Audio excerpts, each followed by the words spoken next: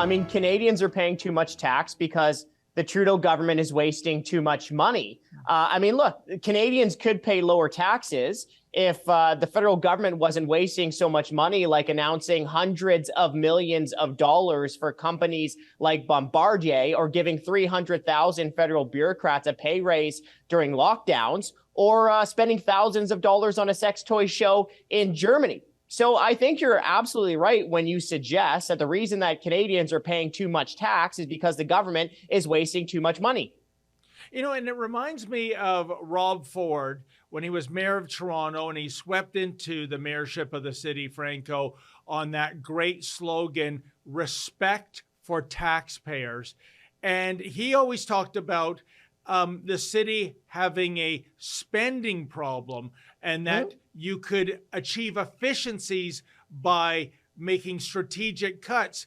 And when you gave me those examples, that crazy story about federal tax dollars going into a sex toy show in Germany. I mean, what in blue blazes was that about, Franco? Yeah, call me old-fashioned, but if the Germans want to have their own sex toy shows, maybe they can pay for it themselves, right? But look, we absolutely have a spending problem in Ottawa, and we've had a spending problem for a very long time. Let's look pre-COVID-19. In 2018, the federal government was spending all-time highs, even after accounting for inflation and population changes, which means that the Trudeau government, before COVID-19, was spending more money than the feds did during any single year during World War II, okay? So with overspending like that for years, finding savings in every area of that bloated budget in Ottawa should be like finding water in the ocean. But unfortunately, we're not seeing any real meaningful attempt to cut spending. We're seeing the exact opposite. I mean, look, there is low-hanging fruit for the federal government to cut, and they should start with stop giving themselves pay raises every single year while everyone else struggles. Yeah, that isn't crazy. That is very interesting, Franco. I should say that, you know, once upon a time, people went into public service to do just that.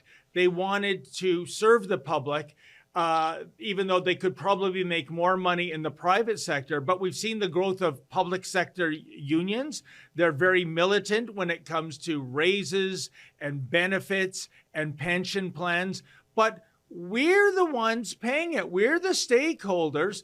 And I mean, at one point, this bottomless taxpayer trough is going to hit a limit, is it not? Well, it certainly seems like public servants are servants in name only, doesn't it? Doesn't it feel like we're working hard to work for them sometimes? Yeah. I think it certainly feels that way. But let's get back to the tax issue, because we also saw a report from the Fraser Institute that looked at all the different taxes you pay to the different levels of government: property taxes, income taxes, sales taxes, alcohol taxes, taxes on taxes. When you add all of that up, the average family is paying about 43% of their budget just in taxes. So you know what? If governments really want to make life more affordable, how about you just stop taking so much money in the first place? But the problem that we're seeing is we're seeing the Trudeau government come up with so-called affordability plans. I don't know if you can call it a plan, but when it comes to affordability, the Trudeau government essentially breaks your leg, then gives you crutches 2 sizes too small, then says, well, hey, look, if it wasn't for the government, you wouldn't be able to walk. Well, you know what? In the first place, just do no harm, which means stop raising taxes, stop wasting money, and cut taxes now. No, you're right, Franco. I'm a big fan of tax cuts because we've seen in other jurisdictions, when you put more money into the wallets and purses of the citizens, what are they going to do? They're going to go out and spend it. It's going to stimulate the economy. Maybe, you know, you're going to buy a new appliance, maybe a car, assuming we get this semiconductor chip issue sorted out in the near future. But yet, there are too many governments, and Canada being a prime example, Franco, tax and spend, tax and spend. And, you know, even let's just set aside the economic stimulus argument for a second, because there's another argument to be made. Canadians are struggling. I hear from it every day that people are struggling to put fuel in their car on the way to work. I talk to young families who are worried about being able to afford formula, or worried that they're not able to afford ground beef in their grocery cart, right? So right now, is the worst possible time for the federal government, for Trudeau to be taking more money out of her pockets. You know what? It should have been, at the very least, a no-brainer for the federal government not to raise taxes during COVID-19, during lockdowns, and as inflation soared. But we saw the government raise taxes. It raised the carbon tax 3 times since COVID-19. It raised payroll taxes. And if all that drives you to drink, well, you know what? When you go to the liquor store and pick up that 2-4 Keiths or pick up that bottle of wine to share with your better half, well, you're paying more to the tax man there as well. It's incredible. And this is not, when I delve down into your report, Franco, basically, if you make more than $40,000 annually, and that's not a lot of money in this day and age. No.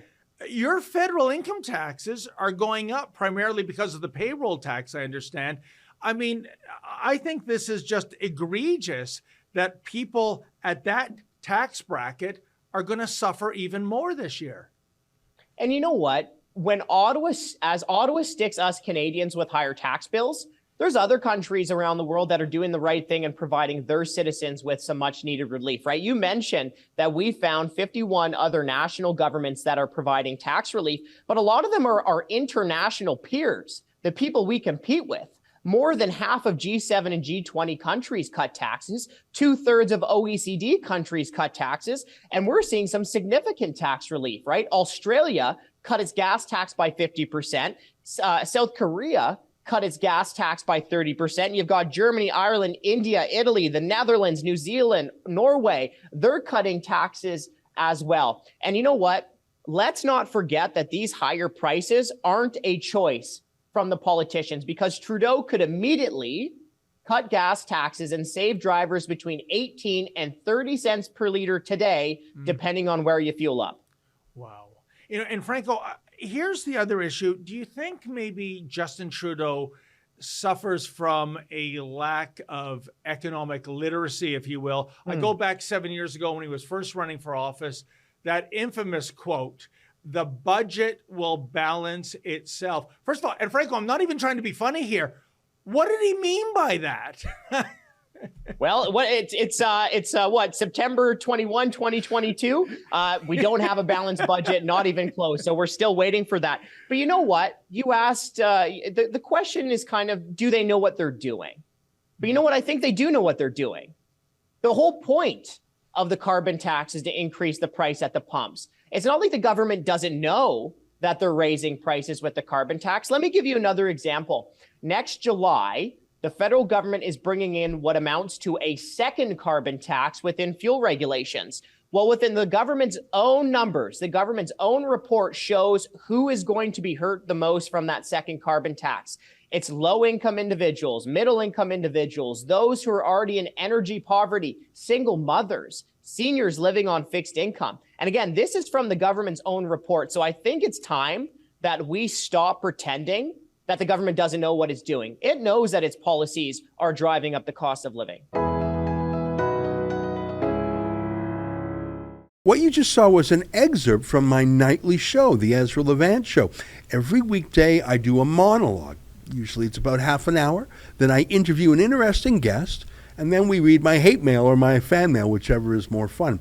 It's only available behind a paywall, though. That's how we pay our bills here at Rebel News. We don't take a dime from Justin Trudeau. But the good news is it's only $8 a month, about half the price of Netflix. And in addition to my nightly show, you also get weekly shows from 4 other friends here at Rebel News. So you're getting 36 shows a month just for $8. I think it's worth it. And even if you're not quite sure, do it anyways, because we rely on viewers like you to keep us free and independent. I promise you I'll never take a dime from Trudeau. Just go to rebelnewsplus.com and click subscribe. Thanks.